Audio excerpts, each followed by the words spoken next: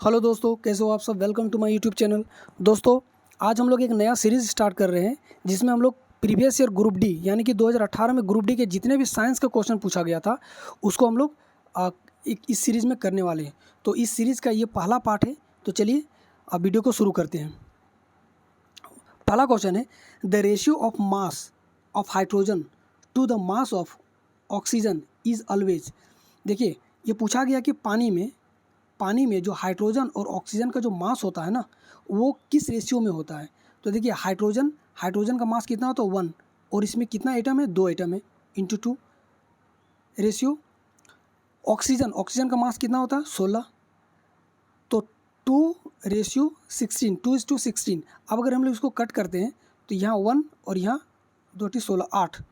ठीक है, तो 1:8 के रेशियो में आता है। 1:8 के रेशियो में ये जो हाइड्रोजन और जो ऑक्सीजन का जो रेशियो होगा ना, मास का रेशियो होगा, वो 1:8 के रेशियो में ही रहेगा। इसका करेक्ट आंसर हो जाएगा 1:8। अब अगर ये रेशियो चेंज होता है, 1:8 का रेशियो अगर चेंज होगा तो फिर ये पानी नहीं रहेगा, वाटर नहीं रहेगा, ये कुछ और बन जाएगा, ये चेंज हो जाएगा। चलिए अगला क्वेश्चन है, जब तक किसी पिंड पर असंतुलित बल लागू किया जाता है तब तक इसकी डैश में निरंतर परिवर्तित होते रहता है। देखिए, न्यूटन के गति का पहला नियम क्या कहता है कि जब कोई वस्तु अपनी अवस्था में मतलब या तो ये विराम की अवस्था में होगा या फिर मोशन की अवस्था में होगा, तब तक रहता है ये इस अवस्था में जब तक कि किसी बाहरी फोर्स इस पर एक्टिंग ना होता हो, बाहरी फोर्स इस पर कार्य ना करता हो। ठीक है, इसी के अकॉर्डिंग भी ये क्वेश्चन पूछा गया है कि जब तक किसी पिंड का पर असंतुलित बल लागू किया जाता है तब तक इसकी डैश में निरंतर परिवर्तित होते रहता है।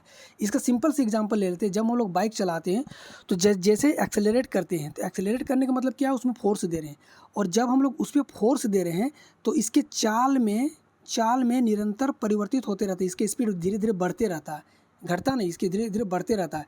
अब अगर जैसे हम लोग एक्सेलरेट को डाउन करते हैं, छोड़ते हैं, तो क्या होता है, इसके जो चाल है धीरे धीरे घटते रहता है। तो यही यहाँ पे पूछा गया कि जब उस पर बाहरी फोर्स एक्टिंग किया जाता है तब तक उस पर किस चीज़ पे परिवर्तित होते रहता है, तो इसके चाल पे परिवर्तन होते रहेगा। अगला क्वेश्चन है, आधुनिक आवर्त सारणी में कौन से समूह के तत्वों का बाहरी कोश पूर्ण होता है। देखिए, ये होता 18वां जो कोश होता है यानी कि ग्रुप होता है, उसका जो बाहरी कोश होता है यानी कि आउटर मोस्ट जो ऑर्बिट होता है, इसमें 8 इलेक्ट्रॉन फुल होता है। देखिए, किसी भी एटम का जो बाहरी कोश फुलफिल होने के लिए उसको 8 इलेक्ट्रॉन की ज़रूरत पड़ती है। और ये जो 18वां वाला जो ग्रुप है ना पीरियडिक टेबल में, इसके जो आउटर मोस्ट जो ऑर्बिट होता है उसमें 8 इलेक्ट्रॉन फुलफिल होता है। अगला क्वेश्चन है, the force of gravity acting on an object is also known as. इसको क्या कहा जाता है, the force of gravity acting on an object is also known as. देखिए, मास क्या होता है, सबसे पहले इसको जानने के लिए हम लोग जानेंगे मास क्या होता है।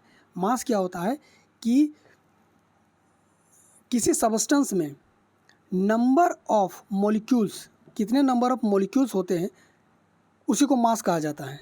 ये होगा मास का डिफिनीशन। अब आते हैं वेट। तो वेट क्या होता है, तो जब इस पे हम लोग जी को हम लोग मल्टीप्लाई कर देते हैं मास पे, तो ये हो जाता है इसका वेट। यही क्वेश्चन पूछा गया, the force of gravity acting on an object, किसी ऑब्जेक्ट पे जब एक्टिंग होता है, इज नोन एज, इसी को कहा जाता है क्या, वेट। अब इसको और एक तरीक़ा से इस तरह से समझते हैं कि अगर ये कोई मास है, अब इसी पे ये मास है, अब इसी पे जब हम फोर्स ऑफ ग्रेविटी को एक्टिंग करते हैं, जब मास इंटू जी करते हैं, तो अब ये इसका क्या बन जाता है, अब ये पूरा इंक्लूडिंग बन के हो जाता है वेट, ये वेट बन जाता है। देखिए, एग्जाम में और एक क्वेश्चन पूछा गया था कि मास, देखिए मास का जो यूनिट होता है ये होता है केजी। एग्जाम में पूछा गया था कि वेट का यूनिट क्या है, तो वेट का यूनिट होता है न्यूटन, क्योंकि ये एक फोर्स है। ठीक है, आगे बढ़ते हैं। Dash is the amount of work done is carrying a charge of 4 coulomb across 2 point having a potential difference of 18 volt. ठीक है, देखिए वर्क डन पूछा तो हम लोग को पता है वर्क डन बराबर क्या होता है इलेक्ट्रिसिटी में, Q इंटू वी या फिर V इंटू क्यू। V होता है क्या, कूलम, या फिर ये जो होता है कितना चार्ज है, और V क्या होता है पोटेंशियल डिफरेंस। बस अब इसी को यहाँ पे इंक्लूड, अब इसी को इस फॉर्मूला में पुट कर देने से क्या आ जाएगा, तो वर्क डन हमको निकालना है। हम लोग को चार्ज कितना दे रखा, 4 कूलम दे रखा, तो 4 इंटू पोटेंशियल डिफरेंस कितना दे रखा है 18, और 18 इंटू 4 18 गुने 4 कितना आ जाएगा, तो 72, 18 चौका 72, इसका 72 जूल करेक्ट आंसर हो जाएगा। जब कोई वस्तु वृत्तीय पथ पर गति करती है तो घूर्णन करती हुई वस्तु पर केंद्र की ओर लगने वाली बल को कहा जाता है। देखिए, जब कोई वस्तु एक सर्कुलर मोशन में घूम रहा है, ठीक है, सर्कुलर मोशन में घूमता है, ये मान लीजिए v वेलोसिटी के साथ घूम रहा है, तो इसमें दो तरह का फोर्स एक्टिंग होता है। एक तो इसका सेंटर की ओर फोर्स लगता है, और एक लगता है अवे फ्रॉम द सेंटर। जो फोर्स सेंटर की ओर लगता है इसको बोला जाता है सेंट्रीफ्यूगल फोर्स। इस फोर्स क्या बोला जाता है, सेंट्रीफ्यूगल फोर्स। और जो force away from the centre लगता है उसको बोला जाता है, माफ कीजिएगा, इसको बोला जाता है सेंट्रीपिटल फोर्स। और जो force away from the centre लगता है उसको बोला जाता है सेंट्रीफ्यूगल फोर्स। जो फोर्स सेंटर की ओर लगता है सेंट्रीपिटल फोर्स, और जो फोर्स सेंटर से बाहर की ओर लगता है उसे बोला जाता है सेंट्रीफ्यूगल फोर्स। सेंट्रीपिटल फोर्स को हिंदी में कहा जाता है अभिकेंद्रीय बल, और सेंट्रीफ्यूगल फोर्स को अपकेंद्रीय बल कहा जाता है, अपकेंद्रीय बल कहा जाता है। तो क्वेश्चन में पूछा गया है, जब कोई वस्तु वृत्तीय पथ पर गति करती है तो घूर्णन करती हुई वस्तु जब केंद्र की ओर उसका बल लगता है तो उसको क्या कहा जाता है, तो उसको कहा जाता है सेंट्रीपिटल फोर्स या फिर अभिकेंद्रीय बल, अभिकेंद्रीय बल। ठीक है, अब इसका कुछ एग्जाम्पल देख लेते हैं। देखिए, इसका एग्जाम्पल जिस तरह से मैंने रटा हूँ उस तरह से आप लोग भी कीजिए। रटे नहीं है इसको हम याद मतलब कभी हम इसको रटे ही नहीं। क्या करना है इसके लिए, देखिए, जो फोर्स सेंटर की ओर लगता है उसको सेंट्रीपिटल फोर्स, जो बाहर की ओर लगता है उसको सेंट्रीफ्यूगल फोर्स कहते हैं। ठीक है, अब पूछा जाता है कि वॉशिंग मशीन में, क्वेश्चन आया हुआ है कि वॉशिंग मशीन में किस तरह से कौन सा फोर्स लगता है, उस पर लिख देगा आपको अभिकेंद्रीय बल, अपकेंद्रीय बल, गुरुत्वाकर्षण बल या फिर साधारण बल। तो ये कैसे हम लोग जानेंगे, तो आप लोग अपने दिमाग में ना सिर्फ वॉशिंग मशीन कैसे काम करता है इसको लाइए। देखिए, वॉशिंग मशीन कैसे काम करता है। ये वॉशिंग मशीन अगर हम इसको क्रॉस ऊपर से देखते हैं तो इस तरह दिखता है, और ये इस तरह से कुछ मशीन लगा हुआ है। ये जब वॉशिंग मशीन चलता है तो ये जो फोर्स किधर लगता है, ये इस और डायरेक्शन में हर फोर्स को लगाता है, इस ओर, यानी कि ये जो केंद्र से बाहर की ओर लगाता है, यानी कि क्या होता है, सेंट्रीफ्यूगल फोर्स होता है। सेंट्रीफ्यूगल फोर्स को हिंदी में क्या बोलते हैं, अपकेंद्रीय बल या फिर आप लोग इसको इंग्लिश में याद रखिए, अभिकेंद्रीय बल या फिर सेंट्रीफ्यूगल फोर्स।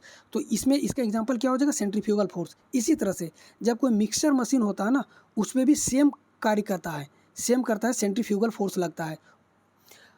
तो सेंट्रीपिटल फोर्स कहाँ पे लगता है, देखिए, सेंट्रीपिटल फोर्स जब ग्रह जो होते हैं ना वो सूर्य के जब चारों ओर घूमते हैं, सूर्य के जो चारों ग्रह घूमते हैं वो सेंट्रीपिटल फोर्स लगाता है। ये ग्रेविटेशनल फोर्स एक दूसरे की ओर लगता है, इसलिए सेंट्रीपिटल फोर्स। और दूसरा एग्जांपल, न्यूक्लियस के चारों ओर एटम का मूव करना, ये भी सेंट्रीपिटल फोर्स का एग्जांपल होता है। चलिए, आई होप कि ये आप लोग अच्छे से समझ गए होंगे। आगे बढ़ते हैं।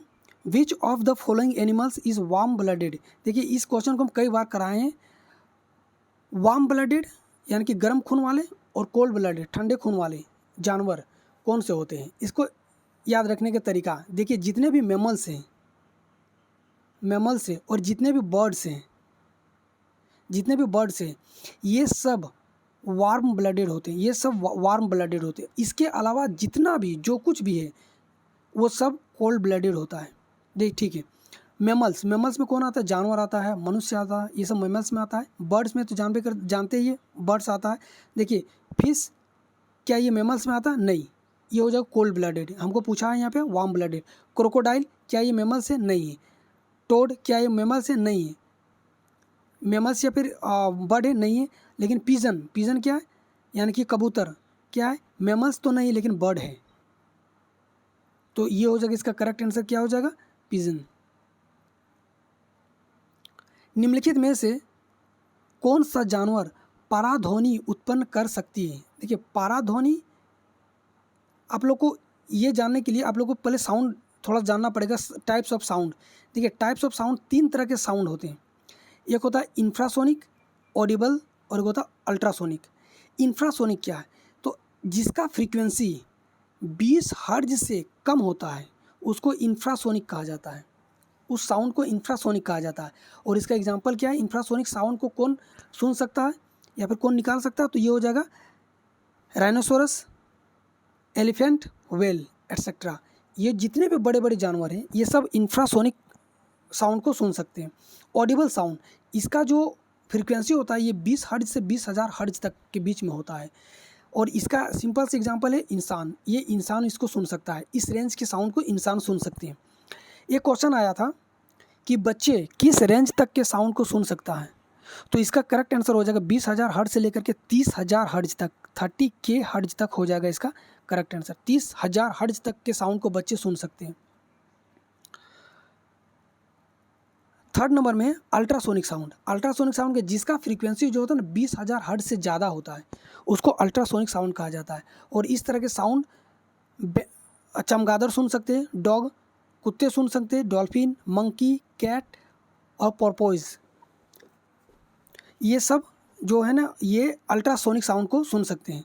तो यहाँ पे यही क्वेश्चन पूछा गया आपका कि अल्ट्रासोनिक साउंड या फिर पाराध्वनिक साउंड जो है निम्नलिखित में से कौन सा जानवर पाराध्वनिक साउंड उत्पन्न कर सकते हैं या फिर सुन कर सकते हैं? तो उत्पन्न कौन कर सकता है? पोर्पोइज कर सकता है अल्ट्रासोनिक साउंड को। यहाँ पे एग्जांपल में भी देखिए अल्ट्रासोनिक साउंड पोर्पोइज।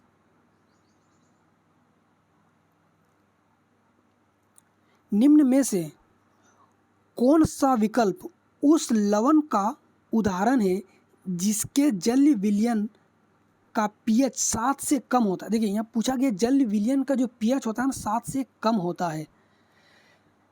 ऑप्शन से चलते हैं। अमोनियम क्लोराइड, अमोनियम क्लोराइड का फॉर्मूला क्या था? NH4Cl, ये होता अमोनियम क्लोराइड का फॉर्मूला। सोडियम बाइकार्बोनेट, ये होता खाने वाला सोडियम, सोडियम NaHCO3, ये होता है सोडियम बाइकार्बोनेट, ये होता खाने वाला सोडा। और सोडियम बाइकार्बोनेट का हम लोग पढ़े हैं कि इसका जो पीएच वैल्यू होता है 7 से ज़्यादा होता है। ठीक है। सोडियम क्लोराइड NaCl किसका होता है? नमक का होता है, इसका 7 होता है, 7 से यहाँ कम पूछा गया है, ये भी नहीं होगा। उसके बाद एक लास्ट में आता है, लास्ट में सोडियम कार्बोनेट। सोडियम कार्बोनेट क्या होता है? NaCO3 और 10H2O, इसको यहाँ पे ठीक से लिख दे रहे हैं, Na2CO3 और 10H2O। इसमें 10 जो होता है ना पानी का 10 एटम, पानी का 10 मोल इसमें होता है। तो अमोनियम क्लोराइड ये इकलौता ऐसा है जिसका जो पीएच वैल्यू 7 से कम होता है। इसका करेक्ट आंसर हो जाएगा अमोनियम। सोडियम बाइकार्बोनेट खाने वाला सोडा, इसका 7 से ज़्यादा होता है। सोडियम क्लोराइड धोने वाला सोडा, इसका तो लगभग 14 के बराबर होता है। और ये माफ़ कीजिएगा, सोडियम क्लोराइड ये होता है नमक, और सोडियम कार्बोनेट ये होता है धोने वाला सोडा, जिसका लगभग 14 के बराबर होता है पीएच वैल्यू। तो इसका करेक्ट आंसर हो जाएगा अमोनियम क्लोराइड। अगला क्वेश्चन है, how many water molecules are present in one molecule of washing soda. अभी हम लोगों ने देखे वॉशिंग सोडा यानी कि सोडियम कार्बोनेट NaCO3 10H2O, ये होता है वॉशिंग सोडा का फॉर्मूला। और इसका कितना मॉलिक्यूल है? तो 10 मॉलिक्यूल है पानी का, 10 मॉलिक्यूल इसका करेक्ट आंसर हो जाएगा। The flexibility in plant is due to, देखिए कौन सा टिश्यू में जो है ना फ्लेक्सिबिलिटी पाया जाता है प्लांट में, ये पूछा गया क्वेश्चन में। तो देखिए इसके लिए हम लोग थोड़ा सा प्लांट टिश्यू को पढ़ लेते हैं। प्लांट टिश्यू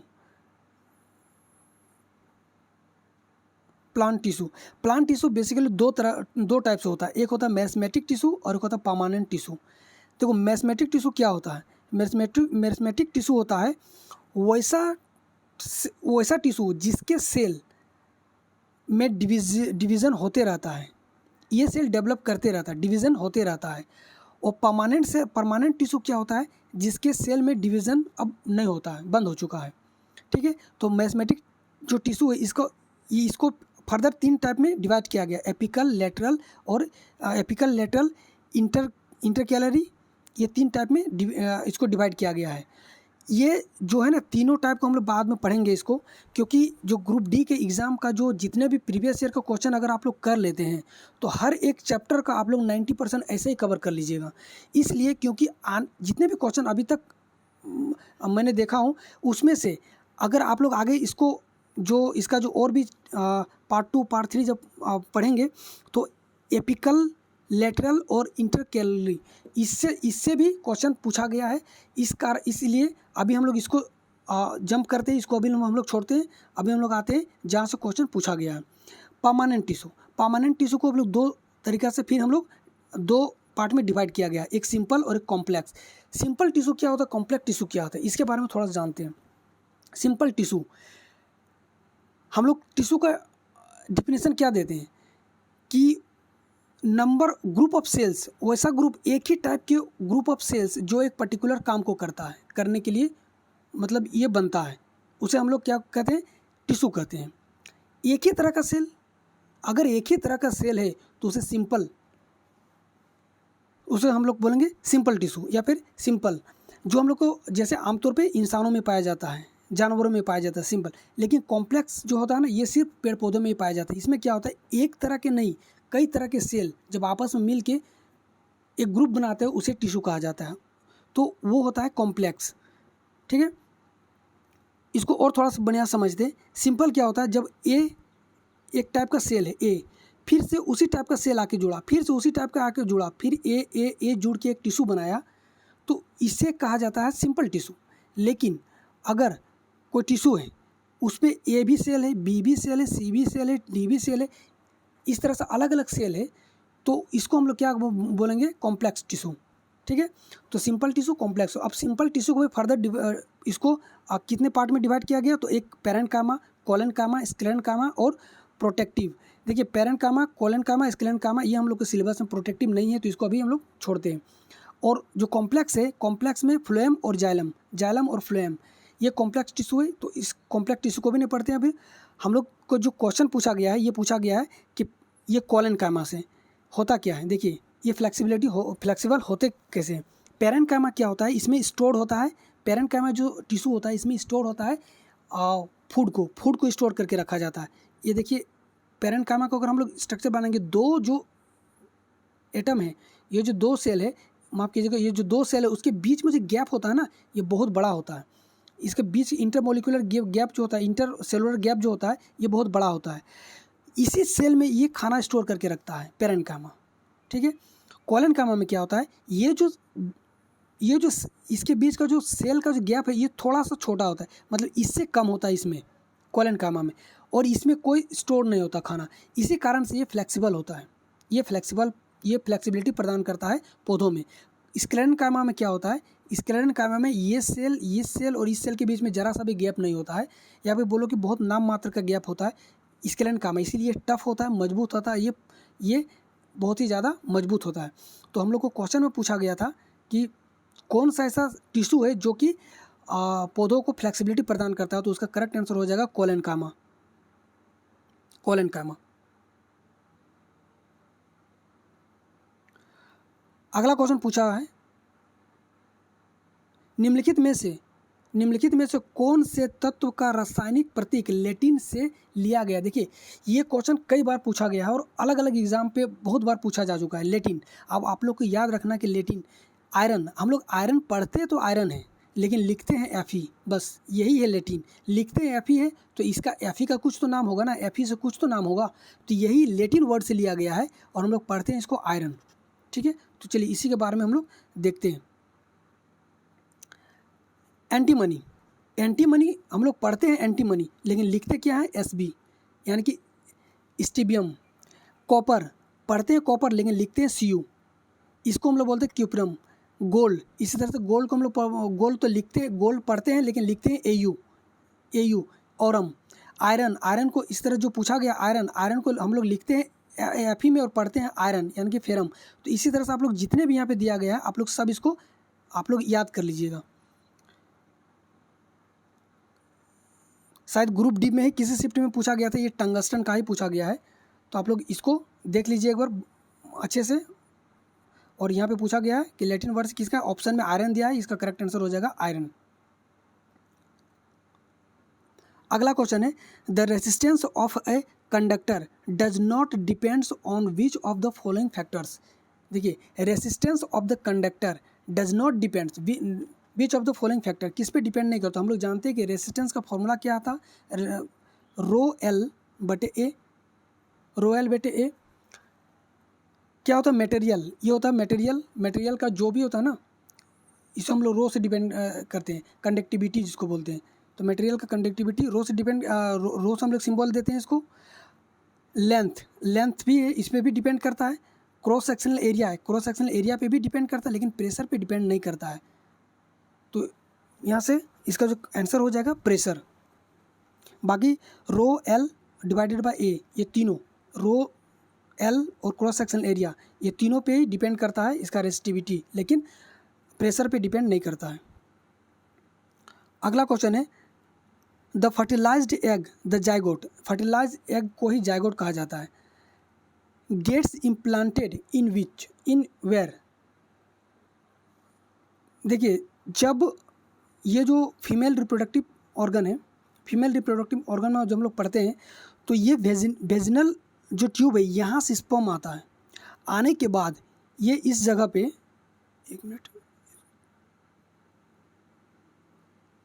ये जो वेजिनल ट्यूब है यहाँ से स्पर्म आता है और आने के बाद ये इस जगह पे, यहाँ पे इस जगह पे अंडा के साथ ये यानी कि एग के साथ ये फर्टिलाइज होता है, और जहाँ पे फर्टिलाइज होता है उसी को बोला जाता है फेलोपियन ट्यूब।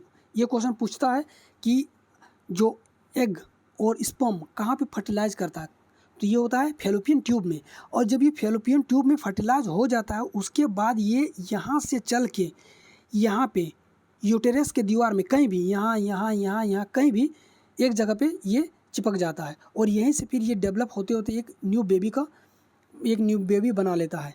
तो आपके क्वेश्चन में जो पूछा गया है कि ये जो फर्टिलाइज एग है ये आके कहाँ पे इम्प्लांट हो जाता है, तो ये हो जाएगा इसका फेलोपियन ट्यूब में, माफ़ कीजिएगा फेलोपियन ट्यूब में, यूटेरस पे आके ये चिपक जाता है, तो यूटेरस पे इम्प्लांट हो जाता है। इसका करेक्ट आंसर हो जाएगा यूटेरस।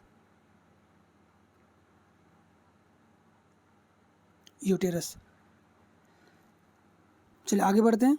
निम्नलिखित में से किस अभिक्रिया से ऑक्सीजन हवा में मुक्त होता है, तो ये तो प्रकाश संश्लेषण, ये इजी क्वेश्चन था, प्रकाश संश्लेषण से ऑक्सीजन हवा में मुक्त होता है। देखिए होता क्या है, ये प्रोसेस थोड़ा सा देख लेते हैं हम लोग।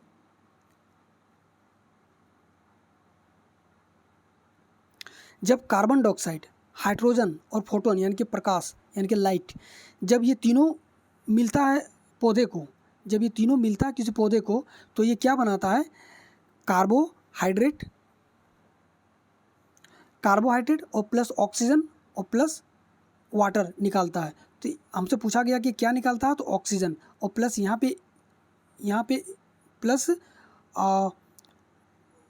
स्टार्च या फिर एनर्जी। ये स्टार्च जो है, जो इसका खाना जो है स्टार्च, ये जमा हो जाता है, ये किस फल में जाके के फल के रूप में जमा हो जाता है, तो ये होता है स्टार्च। तो क्वेश्चन में पूछा गया कि ऑक्सीजन किस प्रक्रिया के द्वारा निकलता है, तो ये प्रकाश संश्लेषण के द्वारा। देखिए ऑक्सीजन यहाँ से निकलता है। अगला क्वेश्चन है धातु ऑक्साइड, इसको थोड़ा बड़ा करते हैं। धातु ऑक्साइड और हाइड्रोजन का निर्माण करने के लिए निम्नलिखित में से कौन सी धातु वाष्प के साथ, देखिए ये बहुत इंपॉर्टेंट है, इसको अब देखिए किसके साथ अभिक्रिया कराए, धातु वाष्प के साथ अभिक्रिया, जो धातु वाष्प के साथ अभिक्रिया करती है। इसके लिए आपको ये क्वेश्चन तभी आपसे हो पाएगा जब आप रिएक्टिविटी टेबल को आपको याद होगा। देखिए रिएक्टिविटी टेबल क्या है, यहाँ पे आप लोग को हम बता दे रहे हैं। देखिए रिएक्शन ऑफ मेटल्स किसके साथ, पानी के साथ, या फिर पानी के साथ पानी के साथ वेपर के साथ, और ये जो है कोल्ड वाटर, मतलब पानी के साथ कहने का मतलब कोल्ड वाटर हो या फिर वार्म वाटर हो या फिर वाष्प हो, वेपर हो, ये तीनों के साथ ही। देखिए सबसे ज़्यादा जो रिएक्टिविटी होता है वो होता है पोटेशियम का, उससे कम सोडियम का, या फिर लगभग कहे कि दोनों का एक ही होता है, लेकिन थोड़ा बहुत 19-20 का फ़र्क होता है। तो सबसे ज़्यादा पोटेशियम का होता है, उससे थोड़ा सा कम सोडियम का होता है, उससे कम कैल्शियम का, फिर मैग्नीशियम का, और इस तरह से ये डिक्रीज करते रहता है उसका रिएक्टिविटी। देखिए पोटेशियम, सोडियम, देखिए पोटेशियम और सोडियम, ये जो है ना पोटेशियम और सोडियम, ये ठंडे जल के साथ, गर्म जल के साथ और वेपर के साथ, ये तीनों के साथ ही करता है रिएक्शन, तीनों के साथ ये रिएक्टिव होता है। इसी कारण से पोटेशियम और सोडियम को डायरेक्टली ना तो हवा में ना तो पानी में रखा जाता है, इसको केरोसिन के अंदर में रखा जाता है, क्योंकि तुरंत रिएक्ट कर जाता है। ठीक है। कैल्शियम, ये जो कैल्शियम है ये ठंडे जल के साथ नहीं करता है, बाकी जो गर्म जल और वाष्प के साथ करता है। मैग्नीशियम, एल्यूमिनियम, जिंक, आयरन, ठीक है, मैग्नीशियम, एल्यूमिनियम और जिंक, आयरन, ये किसके साथ करता है? तो ये सिर्फ और सिर्फ वाष्प के साथ करता है, सिर्फ के साथ, किसके साथ करता है? वाष्प के साथ करता है। ठीक है। इसी तरह से सिल्वर और गोल्ड किसी के साथ रिएक्शन नहीं करता है, किसी के साथ भी रिएक्शन नहीं करता है। तो हमसे पूछा गया क्वेश्चन में कि वाष्प के साथ कौन रिएक्शन करता है, स्टीम के साथ कौन रिएक्शन करता है? तो देखिए यहाँ पर ऑप्शन में आपका एल्यूमिनियम दे रखा, अगर जिंक होता तो जिंक, मैग्नीशियम होता तो मैग्नीशियम, लेकिन ऑप्शन में एल्यूमिनियम है, तो इसका करेक्ट आंसर हो जाएगा एल्यूमिनियम। इस चार्ट को आप लोग याद कर लीजिएगा कि किसके साथ जो ये जो रिएक्टिव टेबल है ये कौन किसके साथ रिएक्शन करता है और ज़्यादा हाईली रहता है। देखिए यहाँ पे produced hydrogen with cold water के साथ भी करता है, और वेपर के साथ भी करता है, और गर्म जल के साथ भी करता है, ये दोनों। और ये सिर्फ करता है कैल्शियम करता है गर्म जल और वाष्प के साथ। मैग्नीशियम, एल्यूमिनियम, जिंक, आयरन, ये तीनों करता है किसके साथ? सिर्फ वाष्प के साथ करता है। तो इसका करेक्ट आंसर हो जाएगा एल्यूमिनियम। अगला क्वेश्चन है, generally the valency of electropositive element is. देखिए इलेक्ट्रोपॉजिटिव एलिमेंट होता क्या है? ये होता है वैसे एलिमेंट जो इलेक्ट्रॉन को डोनेट कर सके, और ये जो डोनेट करने की कैपेसिटी होता है ये सिर्फ और सिर्फ मेटल्स में होता है, जितने भी मेटल्स होता है इन सब में होता है। और मेटल्स के जो आउटर मोस्ट जो ऑर्बिट होता है, मेटल के जो आउटर मोस्ट ऑर्बिट होता है ना, उस पर या तो एक इलेक्ट्रॉन होता है, या तो 2 होता है, या तो 3 इलेक्ट्रॉन होता है। तो इसका करेक्ट आंसर हो जाता है 1, 2 या 3। वहीं पे अगर हम लोग नन मेटल की बात कर ले तो 5, जिसके आउटर मोस्ट इलेक्ट्रॉन ऑर्बिट में 5 होगा, 6 होगा, 7 होगा, ये हो जाएगा नन मेटल का। और 4 किसका होता है? 4 होता है सेमीकंडक्टर का। निम्नलिखित में से कौन सा न्यूटन की गति के तीसरे नियम का उदाहरण है? देखिए न्यूटन के गति का तीसरा नियम, पहले ये तो जान ले कि कहता है क्या। न्यूटन के तीसरा गति नियम कहता क्या है कि क्रिया और प्रतिक्रिया बराबर तथा विपरीत दिशा में होते हैं। ठीक है। अब देखते हैं ऑप्शन के थ्रू। पहला ऑप्शन है, जब एक बस अचानक चलती, न्यूटन गति के तीसरे नियम, ठीक है, जब एक बस अचानक चलती होती है तब यात्री, यानी कि यहाँ पे अचानक चलती होती है नहीं, यहाँ जब अचानक चल देती है तब यात्रियों को पीछे की ओर झटका लगता है। जब कोई बस अचानक चलने लगता है तो यात्री पीछे की ओर झुक जाता है। क्या ये आंसर होगा? ये होगा न्यूटन के गति के पहले नियम के अनुसार, कि जब कोई वस्तु अपनी अवस्था में रहता है वो उसी अवस्था में रहना चाहता है जब तक कि कोई बाहरी फोर्स काम ना करे। ये होता है न्यूटन के पहले गति नियम के अनुसार। दूसरा, रॉकेट का लॉन्च करना। देखिए रॉकेट लॉन्च जो होता है, जब ये यहाँ से बहुत हाईली प्रेशर में ये यहाँ पे जो फायर निकलता है, यानी कि आग निकलता है और धुआं के साथ, जब ये यहाँ पुश करता है तो ये ऊपर की ओर, ये इसको ऊपर की ओर ये इसको मतलब पुश करता है। तो यहाँ पे क्रिया और प्रतिक्रिया दोनों अपोजिट डायरेक्शन में हो रहा है। तो ये रॉकेट का जो लॉन्च करना होता है ना, ये न्यूटन के तीसरे गति नियम का उदाहरण है। न्यूटन के तीसरे गति नियम के अन्य भी उदाहरण है, इसको आप लोग याद कर लीजिएगा। जैसे कि बंदूक से गोली छोड़ते समय पीछे की ओर झटका लगना। जब हम लोग बंदूक से गोली चलाते हैं तो गोली आगे की ओर जाता है लेकिन झटका पीछे की ओर लगता है, क्योंकि ये इस पर फोर्स एक्ट किया तो ये भी इसके फोर्स इधर से लगाएगा। नाव के किनारे से जमीन पर कूदने पर नाव पीछे की ओर हटना। जब कोई व्यक्ति नाव पे खड़ा है किनारे पे, अब वो नाव से कूद के जब ज़मीन में आएगा तो ये नाव को फोर्स किया तो नाव इसको उसके अपोजिट डायरेक्शन में फोर्स किया। नाव खेने के लिए बांस को ज़मीन को दबाना। एक देखते होंगे कि बहुत सारा जगहों पे, जैसे डल झील में ही आपको मिल जाएगा, जब नाव खेता है ना तो एक बहुत लंबा बांस होता है जो उसका जो नाव चला था उसके पास, और वो ज़मीन को नीचे की ओर पुश करता है। जैसे ज़मीन को पुश करता है तो ये नाव को जब नीचे की ओर पुश करता है तो ये नाव को आगे की ओर इस ओर पुश करता है, यानी कि ये फोर्स इधर दिया तो नाव इस ओर जाएगा। कुएं से पानी खींचते समय रस्सी टूट जाने से व्यक्ति पीछे की ओर गिर जाता है। ऊंचाई से कूदने पे चोट लगना, रॉकेट को आगे की ओर बढ़ाना, ये जो ऑप्शन में दे रखा था, ये सब न्यूटन के गति के तीसरे नियम का एग्जाम्पल है। अगला क्वेश्चन है, a type of reproduction in which a part of a plant body develops into a new individual is called. देखिए क्या बोलता है कि a type of reproduction in which, जिसमें एक पार्ट, किसी भी प्लांट का एक पार्ट डेवलप करता है और एक न्यू इंडिविजुअल बन जाता है, न्यू इंडिविजुअल प्लांट बना लेता है, उसे मतलब ये जो प्रोसेस उसको क्या कहा जाता है, तो इसको कहा जाता है वेजिटेटिव प्रोपागेशन। ये होता क्या है, देखिए वेजिटेटिव प्रोपागेशन होता क्या है कि vegetative propagation also known as vegetative reproduction या फिर वेजिटेटिव प्रोपागेशन, वेजिटेटिव मल्टीप्लिकेशन या फिर क्लोनिंग, ये सब इसी का नाम है। Is any form of sexual reproduction occurs in A plant in which a new plant grow from a fragment और cutting in A parental plant. देखिए होता क्या है कि जब कोई प्लांट है, ये एक प्लांट है, अगर इसी में हम लोग थोड़ा सा कटिंग करके यहाँ पे सेलोटेप या फिर किसी से लपेट देते हैं तो कुछ समय के बाद यहाँ से एक नया प्लांट जन्म ले लेता है। ये क्या है, ये एग्जाम्पल है वेजिटेटिव प्रोपगेशन का, वेजिटेटिव रिप्रोडक्शन का। इसी तरह से हम लोग देखते हैं कि पत्थर चट्टा के जो ये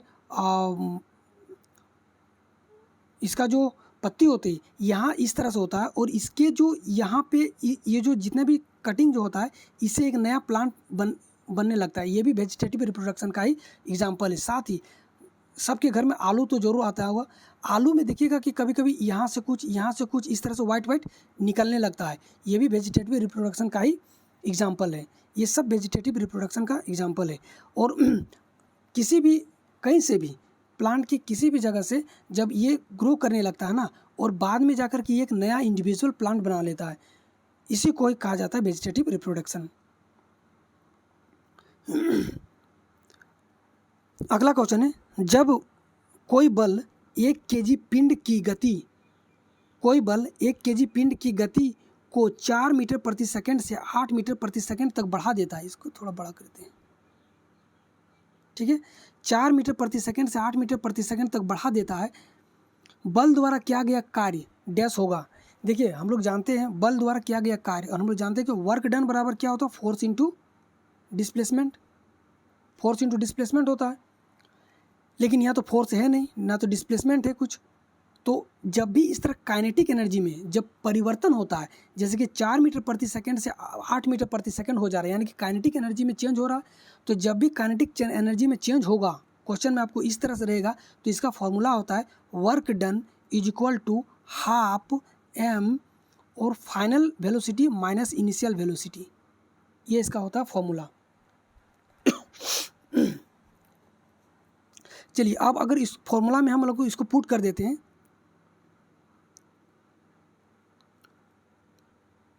वर्क डन बराबर होता है हाफ एम भी का स्क्वायर माइनस यू का स्क्वायर, ये हो जाता है।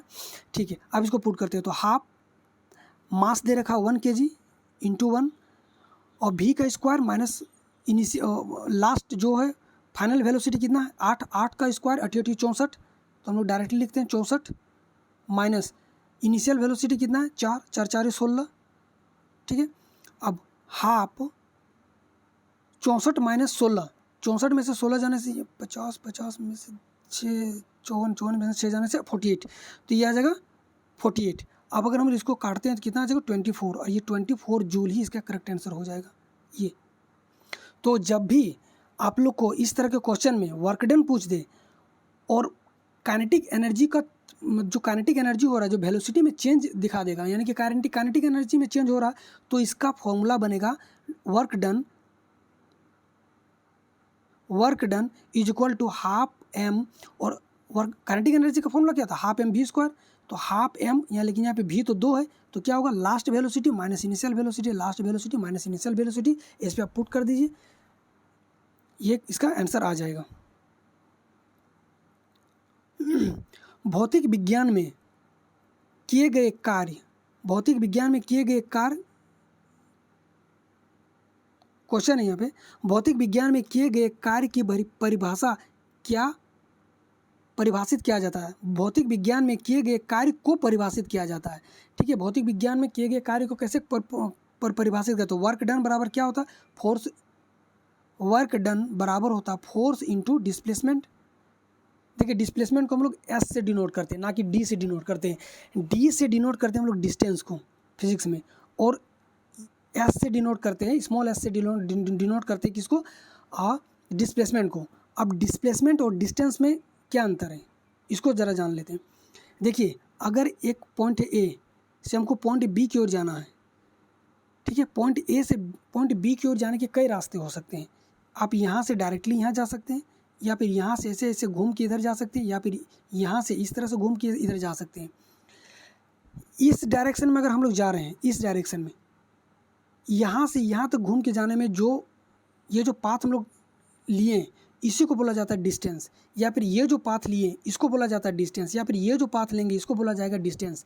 मतलब डिस्टेंस में क्या होता है, कोई भी पाथ से हम लोग जा सकते हैं, इसे मतलब नहीं। लेकिन डिस्प्लेसमेंट क्या होता है, डिस्प्लेसमेंट होता है जो सबसे मिनिमम ए से बी की ओर जाने में जो सबसे मिनिमम दूरी होता है, मिनिमम दूरी, उसी को बोला जाता है डिस्प्लेसमेंट।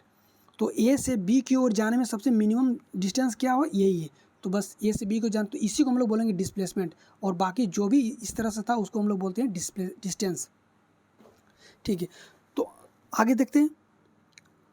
कहा कि भौतिक विज्ञान में किए गए कार्य को परिभाषित किया जाता है, तो हम लोग जानते हैं वर्क डन बराबर होता है फोर्स इंटू डिस्प्लेसमेंट। ठीक है, अब देखते हैं इस क्वेश्चन को, जो ग्रुप डी में जो रेलवे वालों की तरफ से इस क्वेश्चन को सबके लिए नेगलेक्ट कर दिया गया था। मतलब इस क्वेश्चन को जो बनाया था उसको भी इसका नंबर नहीं मिलेगा, और जो नहीं बनाया उसको भी नंबर नहीं मिला। मतलब इस क्वेश्चन को ही हटा दिया गया, क्योंकि ये क्वेश्चन ही पूरी तरह से गलत है। कैसे, देखते हैं। हम लोग जानते हैं वर्क डन बराबर फोर्स इंटू डिस्प्लेसमेंट है। ठीक है, किसी वस्तु पर कार्यान्वित बल जो वस्तु को विस्थापित नहीं कर पाती है। हमको मालूम है कि जब फोर्स लगाएंगे तो वस्तु में डिस्प्लेसमेंट होना चाहिए, मतलब उस वस्तु में डिस्प्लेसमेंट होना चाहिए, यानी कि कुछ डिस्टेंस चलना चाहिए। अगर एक बक्सा है ए पे खड़ा है, ठीक है, अब इसको अगर हम फोर्स देके ठेल रहे हैं, खिसका रहे हैं, तो ये बी तक पहुंच गया, मतलब ये कुछ डिस्टेंस तय किया। तो ये क्या हो गया, इसका मतलब है कि हाँ हमने कुछ वर्क किए हैं, कुछ वर्क डन किए हैं। अब अगर यहीं पे अगर एक दीवार है, अब इसको धक्का मार रहे हैं, अब ये दीवार अपने जगह से कुछ डिस्प्लेस हुआ ही नहीं, इसका मतलब है कि हमने कुछ भी वर्क डन नहीं किया। वर्क डन बराबर 0, हमने कुछ भी वर्क डन नहीं किया। जब तक डिस्प्लेस नहीं होगा, मतलब एक जगह से दूसरी जगह तक नहीं जाएगा वस्तु जिस पे हम लोग काम कर रहे हैं, तब तक हम लोग वर्क डन नहीं किए। ठीक है, तो चलिए, तो हम लोग जानते हैं वर्क डन बराबर होता है फोर्स इंटू डिस्प्लेसमेंट। तो पूछा गया है किसी वस्तु पर कार्यान्वित बल जो वस्तु को विस्थापित नहीं कर पाती है, तो यह विस्थापित नहीं, वस्तु को डिस्प्लेस करती है, ये गलत हो गया। विस्थापित वस्तु द्वारा, सिर्फ विस्थापित वस्तु द्वारा नहीं, यहाँ फोर्स भी होना चाहिए, ये भी गलत है। वस्तु को कार्यान्वित बल द्वारा नहीं, कार्यान्वित बल द्वारा भी नहीं, क्योंकि इसमें डिस्प्लेसमेंट भी होना चाहिए। हम बल तो लगा रहे हैं लेकिन उसमें डिस्प्लेस भी होना चाहिए कुछ, तब वर्क डन होगा। उपयुक्त में से सभी, ये भी गलत हो जाएगा। तो इस कारण से इसको पूरी तरह से हटा दिया गया था, इस क्वेश्चन को ही। देखिए यहाँ पे बोल भी दिया गया है कि this question is ignored for all candidates. तो इसका जो करेक्ट आंसर होता, अगर इसका आंसर होता तो इसका करेक्ट आंसर होता कि किसी वस्तु पर कार्यान्वित बल जो वस्तु को विस्थापित कर सकती है, कर पाता है, ये नहीं, यहाँ पे नहीं होना चाहिए, तब ये इसका करेक्ट आंसर हो जाता है। वर्क डन का फॉर्मूला मतलब वर्क डन का सही डिफिनेशन होता है ये। पृथ्वी का द्रव्यमान कितना है? देखिए पृथ्वी के, जब हम लोग ग्रेविटेशनल पढ़ेंगे ना, तो ग्रेविटेशनल चैप्टर में पृथ्वी के द्रव्यमान के बारे में बताया गया है। ये पृथ्वी का द्रव्यमान होता है 6 × 10⁻24 kg। ये क्वेश्चन जीके जीएस में भी कई बार पूछा जाता है।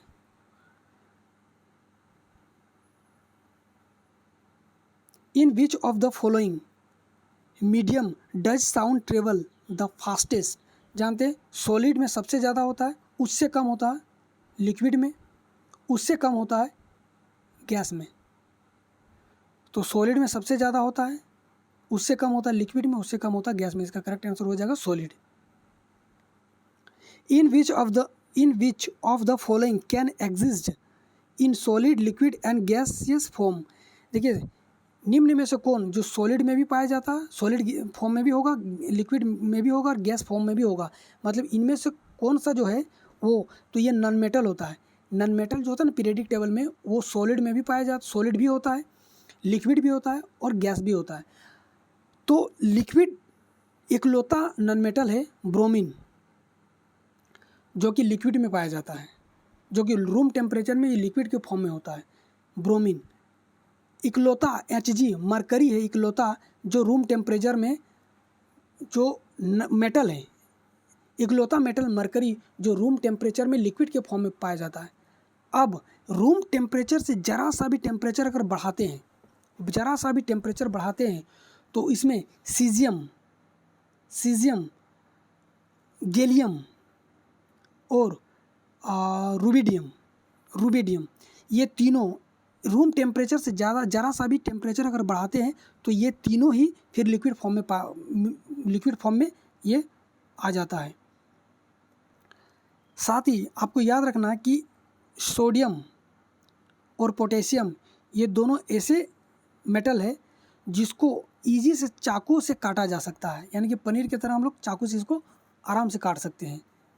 और ये जो दोनों है सोडियम और पोटेशियम, ये पीरियडिक टेबल में सबसे ज़्यादा होता पोटेशियम का, उसके बाद होता सोडियम का, इसका रिएक्टिविटी होता है। गाइस तो ये लास्ट क्वेश्चन था। तो एक मतलब जो है हम लोग एक जो पार्ट है अभी जो हम लोग इस सीरीज़ को कर रहे हैं, उस पर एक सीरीज़ में हम लोग 25 क्वेश्चन करेंगे। एक सीरीज़ के जो पार्ट है उसमें पार्ट ये आज पहला था, इसमें हम लोग 25 क्वेश्चन, फिर जो कल हम लोग करने वाले हैं उसमें भी 25 क्वेश्चन, और इस तरह से करते करते हम लोग जाएंगे।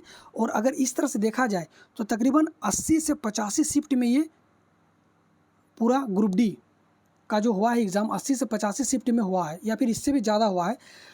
तो अगर इस तरह से देखा जाए तो 25 × 8 करते हैं तो 200 और 1 0 2000, मतलब हम लोग को 2000 से ज़्यादा साइंस का क्वेश्चन हो जाएगा जब तक कि ग्रुप डी का एग्ज़ाम आते।